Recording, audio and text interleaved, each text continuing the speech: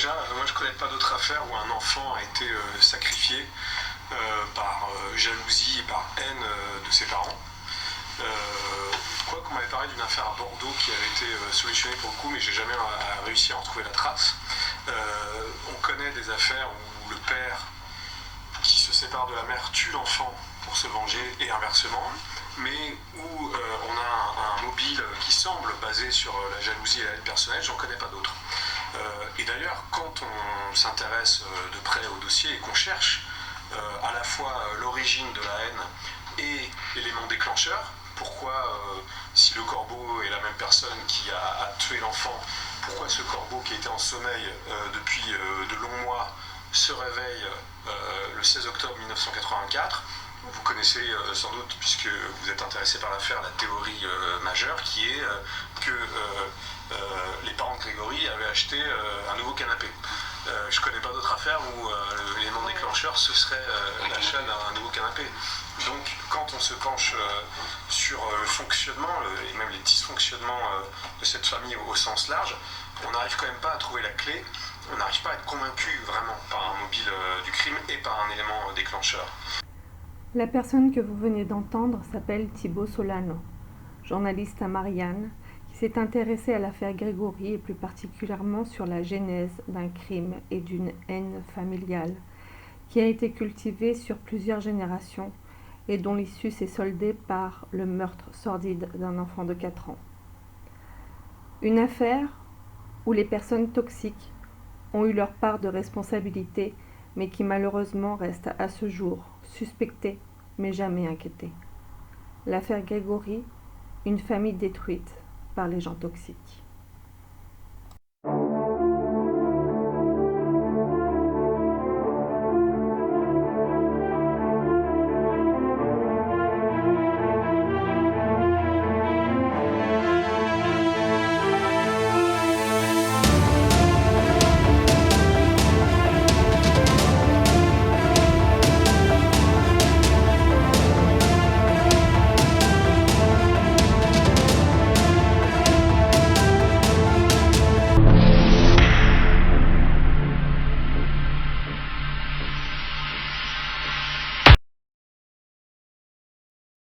Bonjour à tous, alors je pense qu'on va commencer fort pour ces podcasts de personnes toxiques parce que aujourd'hui on va aborder le sujet de l'affaire Grégory Villemain.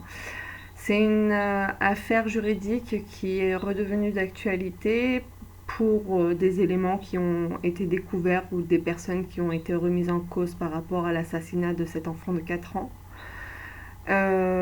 Personnellement, je ne vais pas revenir sur l'affaire pour le côté juridique et toutes les histoires de preuves, recherche de preuves, d'ADN, etc. Parce que je ne considère pas être en mesure de pouvoir apporter mon grain de sable à l'histoire. Et puis, je pense que les personnes compétentes pour ce genre de choses n'ont pas besoin de moi pour ça. Par contre, pour le podcast, c'est un sujet qui m'intéresse à traiter pour justement le type de personnes qui ont gravité autour de la famille Villemain, en particulier de Jean-Marie et de Christine Villemain, parce qu'ils ont été victimes d'un paquet de personnes toxiques. Donc ce serait intéressant de revenir sur le sujet concernant les personnes toxiques et pas le côté juridique de l'affaire. Donc concernant l'intérêt que je vais avoir par rapport à l'affaire Grégory Villemain, c'est surtout le côté familial et les personnes toxiques qui ont pu graviter autour de la famille Villemain. Il faut savoir que des conflits familiaux, il y en a eu beaucoup, et des conflits familiaux qui remontent à presque 3 générations avant la naissance de Grégory Villemain, qui est la victime principale de cette affaire. Pour ce qui concerne ce podcast, je ne pense pas avoir le temps de faire l'analyse de tous les conflits familiaux qu'il y a pu avoir. Donc je pense qu'on va traiter de l'affaire au cas par cas, surtout par des membres de la famille Villemain, Jacob et Boll, qui sont les 3 familles principales qui sont concernées par le sujet. Vous allez voir qu'il y a des problèmes d'inceste dans la famille, il y a des enfants illégitimes et tout ça a fermenté dans un terreau bien dégueulasse, dans un village tellement petit que, comme tout le monde le sait, dans les villages il y a du commérage, des petits complots, etc. etc. Le problème, c'est que tous ces conflits-là ont pris des proportions telles que ça a conduit au meurtre d'un enfant de 4 ans.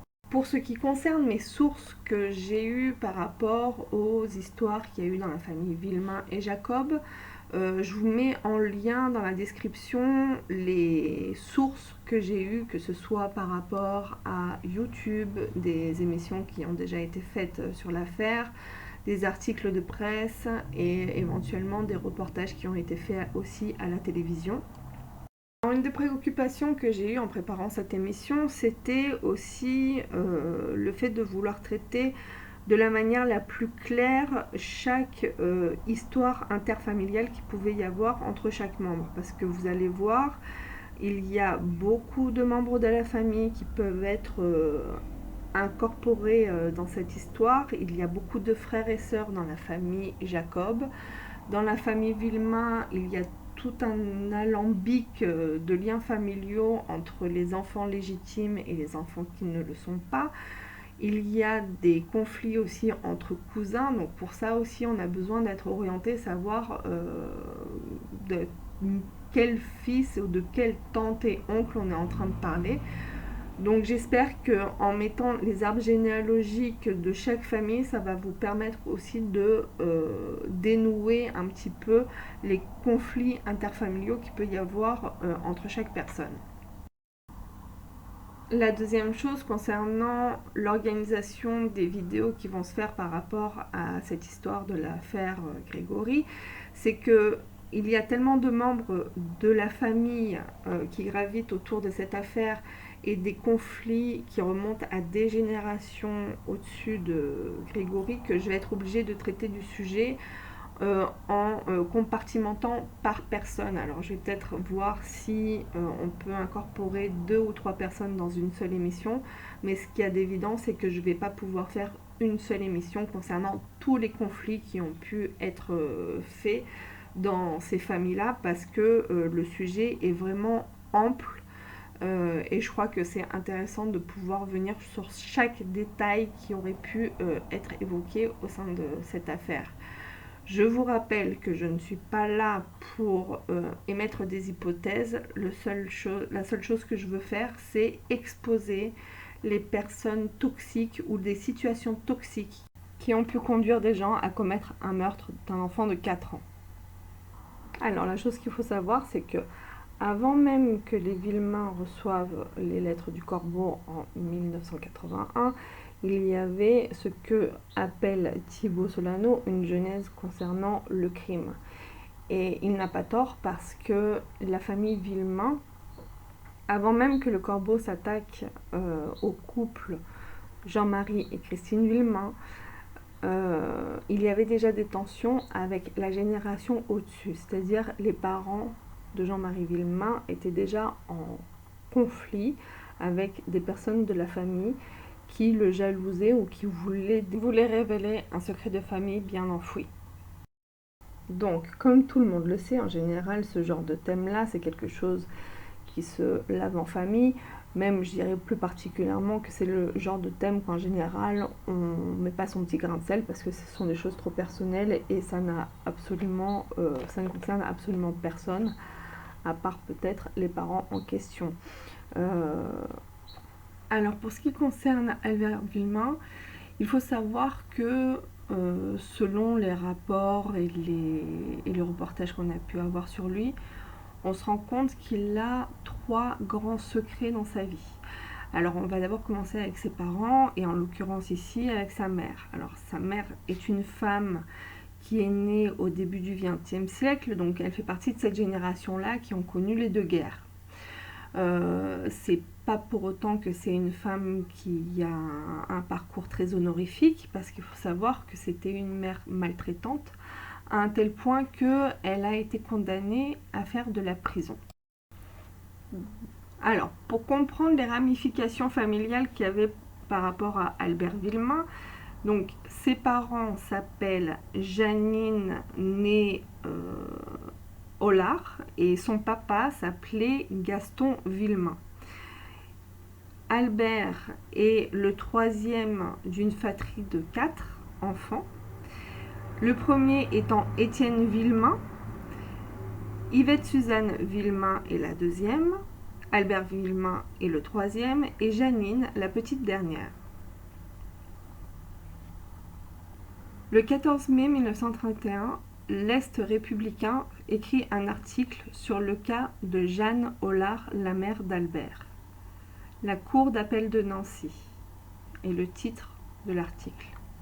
Une marâtre, Jeanne Maria Hollard, épouse Gaston Villemain, âgé de 23 ans, demeurant à Herpemont, fait appel d'un jugement du tribunal de Saint-Dié, la condamnant à 2 ans de prison pour avoir exercé des violences sur son enfant, le petit Étienne, âgé de 4 ans, qui succombera le 21 février dernier à l'hôpital de Bruyères, où il avait été transporté. La femme Villemain est mère de 3 enfants, dont le dernier Albert n'a pas encore 1 an.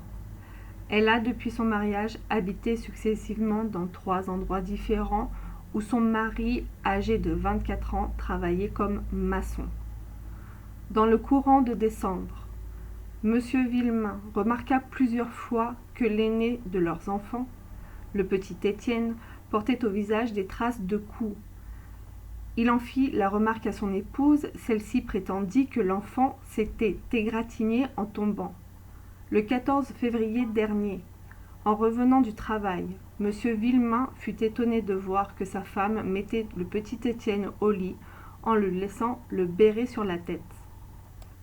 Il lui en demanda le motif sans obtenir de réponse. M. Villemain, avant d'enlever le béret de l'enfant, constata que le petit Étienne avait une longue et profonde blessure sur la tête. Il questionna alors son épouse, qui dut avouer en pleurant qu'elle avait, dans un moment de colère, lancé l'enfant contre le fourneau et il avait une bonne quinzaine de jours.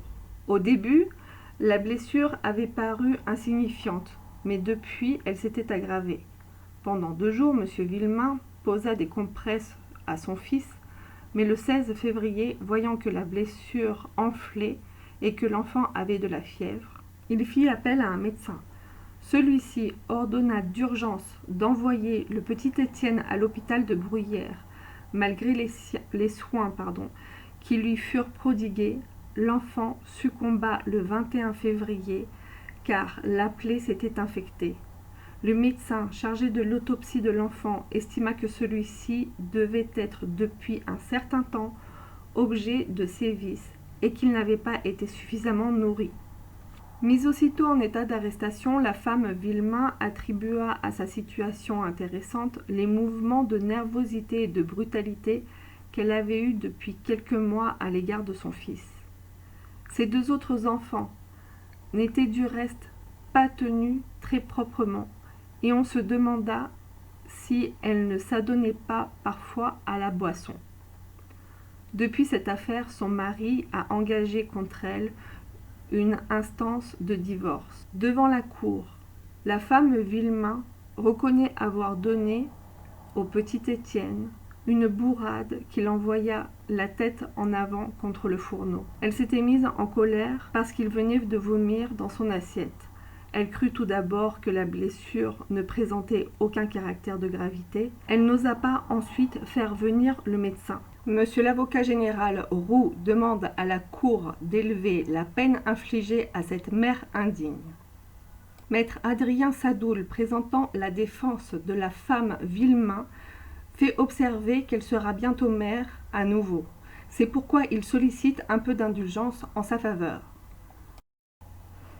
Alors, pour ce qui concerne les secrets d'Albert Villemain, on peut se demander si ce secret de famille d'une mère maltraitante et d'une mère qui a fait de la prison ne pourrait pas aussi être une source de bons renseignements, on va dire, pour le corbeau, pour le faire chanter. Alors, il faut savoir aussi que une personne qui est au courant de ce genre de confidence, ça censé être une personne proche d'Albert Villemain, parce que j'imagine que c'est pas quelque chose qu'il a crié sur les toits. Par contre, la personne qui a reçu l'information, là, est à pointer du doigt, parce que c'est une personne qui a profité de cette confidentialité pour pouvoir après jouer sur le fait de faire du chantage à Albert Villemain. Si toutefois on est en train de parler de ce secret familial. Maintenant, on va évoquer le père d'Albert. Alors, le père d'Albert s'appelle Gaston Villemain. C'est un homme qui est né avant la Première Guerre mondiale. Donc, quand il était à la Première Guerre mondiale, il était jeune adolescent. Et par contre, pendant la Seconde Guerre mondiale, il y a participé en tant que soldat et après, il a été fait prisonnier. Alors, avant cette Seconde Guerre mondiale, il faut savoir que Janine, la mère d'Albert, revient donc de prison en 1934 avec un enfant sous le bras parce qu'elle avait accouché en prison. Et pendant la guerre, Gaston est mobilisé en 1939 et laisse sa femme et ses enfants. Il est fait prisonnier, tombe malade et rentre en 1942. Le problème, c'est que quand il rentre, il se rend compte que sa femme est partie avec un certain Hans, qui était un soldat allemand, venu pour suppléer à la main-d'œuvre auprès des fermières qui étaient seules à l'époque.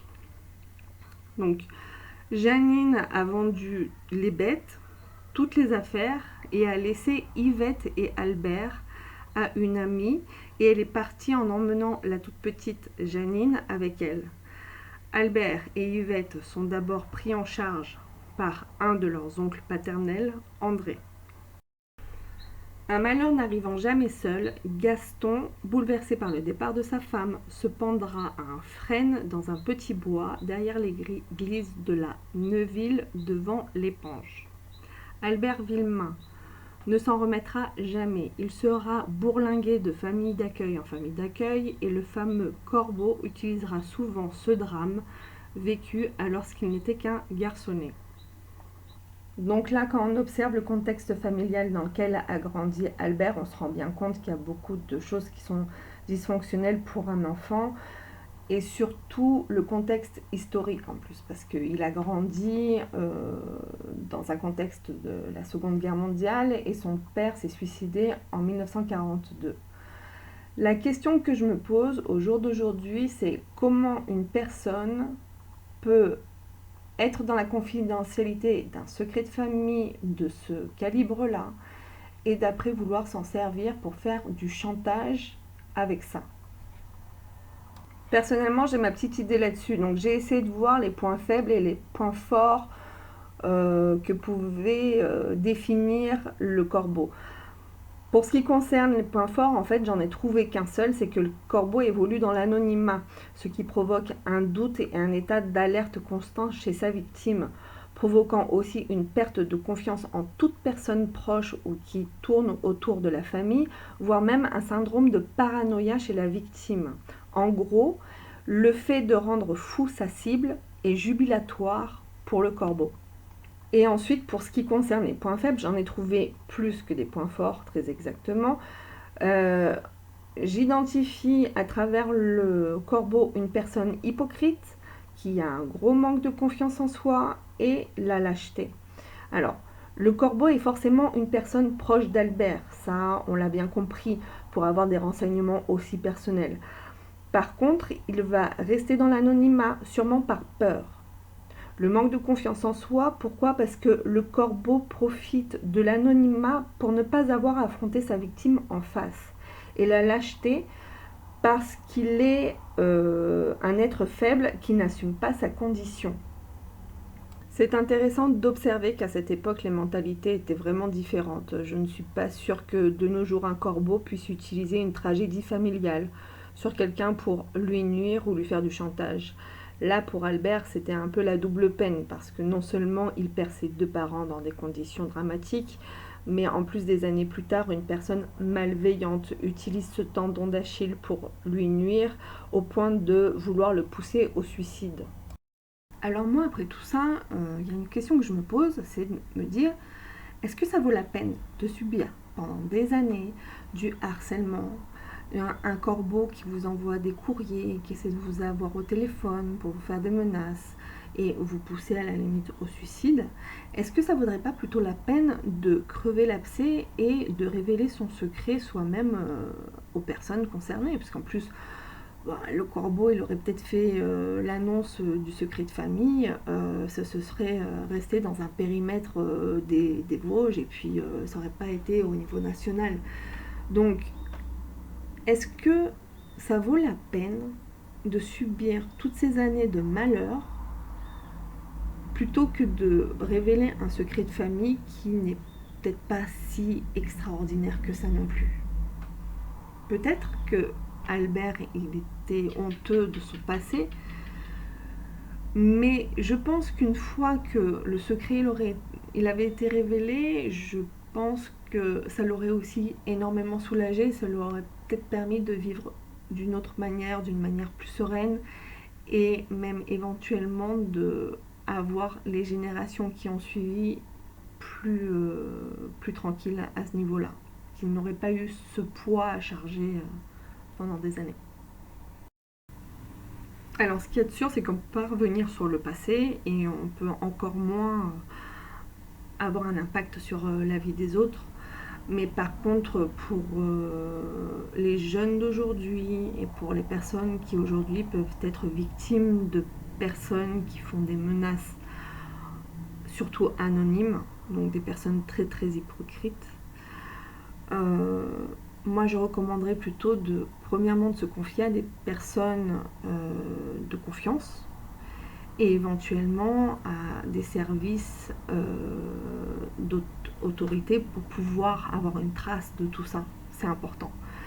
Je pense qu'il faut aussi considérer que les personnes qui vous font des menaces, c'est ceux qui devraient être plutôt sur la défensive et avoir peur des conséquences de leurs propres actes. Donc, si vous êtes aujourd'hui victime d'un harcèlement, laissez des traces, dénoncez et surtout ne vous laissez pas impacter dans votre vie personnelle par rapport à des personnes comme ça.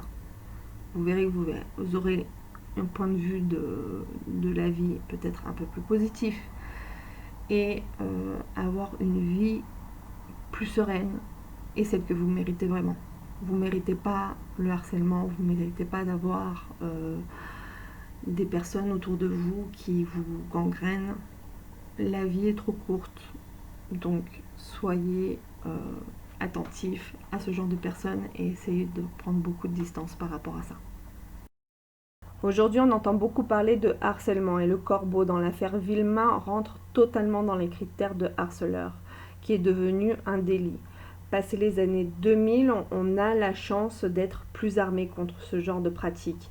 On a des services d'aide aux victimes, on a des services d'aide juridique, les lois ont évolué, les victimes peuvent être suivies par des psys mieux formés pour ce genre d'abus. En France, il existe plusieurs dispositifs qui sont mis en place pour aider les victimes de harcèlement. Pour obtenir une écoute et un accompagnement puis une orientation, vous pouvez contacter le 116 006 qui est un numéro national d'aide aux victimes géré par France Victimes. Ce numéro est gratuit, accessible 7 jours sur 7, de 9h du matin à 8h le soir et peut vous mettre en relation avec des associations d'aide aux victimes la plus proche de chez vous. Pour les jeunes victimes de harcèlement, notamment de cyberharcèlement ou de harcèlement scolaire, le numéro de téléphone gratuit est le 30 18, anonyme et confidentiel, accessible 7 jours sur 7 de 9h à 23h avec une application mobile également disponible. Tout ça pour vous dire que si vous êtes victime de harcèlement, ne laissez pas votre agresseur prendre le dessus. Une personne malveillante sera toujours la personne qui a passé la ligne rouge, pas vous. Pour ce qui concerne ce premier chapitre sur l'affaire Vilma et les personnes toxiques qui ont gravité autour des victimes, c'est tout pour aujourd'hui. Moi, je vous remercie d'avoir pris le temps de m'écouter et je vous dis à bientôt pour un prochain podcast. En attendant, profitez de la vie en évitant les personnes néfastes. Je vous dis à bientôt. Bisous. Bye.